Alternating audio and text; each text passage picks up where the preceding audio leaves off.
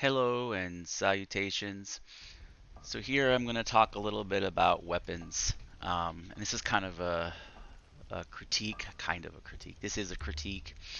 Um, so here we have a flawless um, Serpent Man spear, right? We have a flawless Serpent Man spear with 51 damage and 9 penetration. Then we have a Dragon Bone spear with 51 damage, 9 penetration. And then we have a Flawless Obsidian Spear with 49 damage.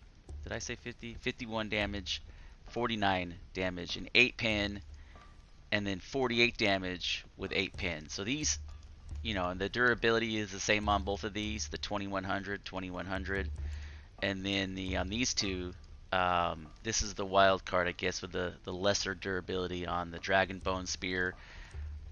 But damage, talking about damage, they're almost all identical. Like these two, the damage is identical, right? And even though you have high grade, it doesn't say reach, but this one says reach, but they do the exact same thing. So why aren't does this one say, how come this one doesn't say reach right here, but this one does? And then there needs to be more variety in these weapons.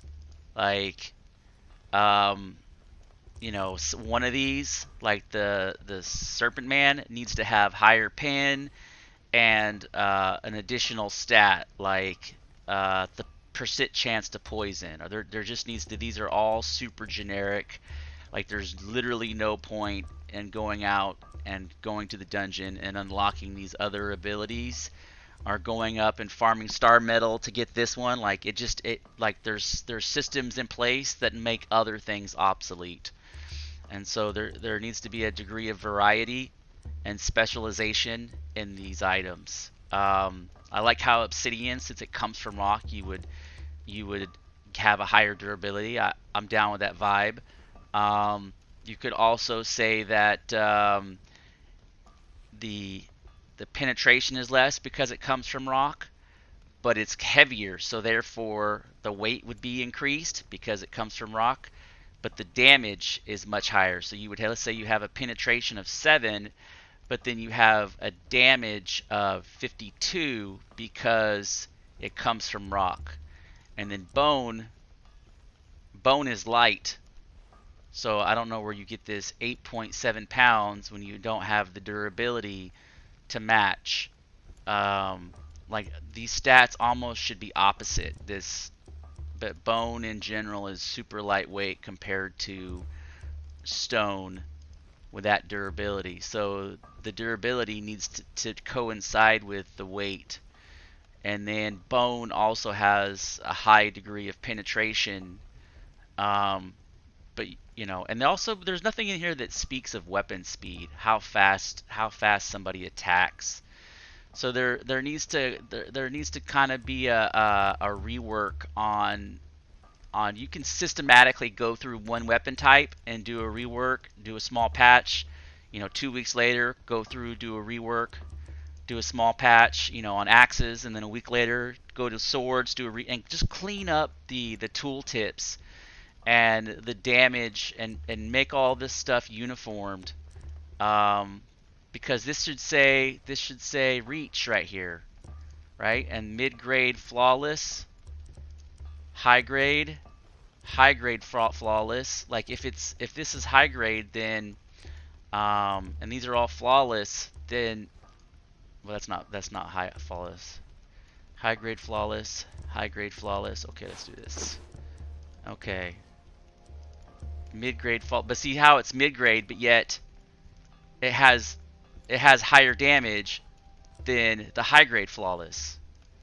Do you see what I'm saying? Like there should be. I gotta stop saying that. But there should be the tooltips need to be cleaned up. There's inconsistency in the damage ratio to the weights and the right. So if something is heavier, it should have more durability.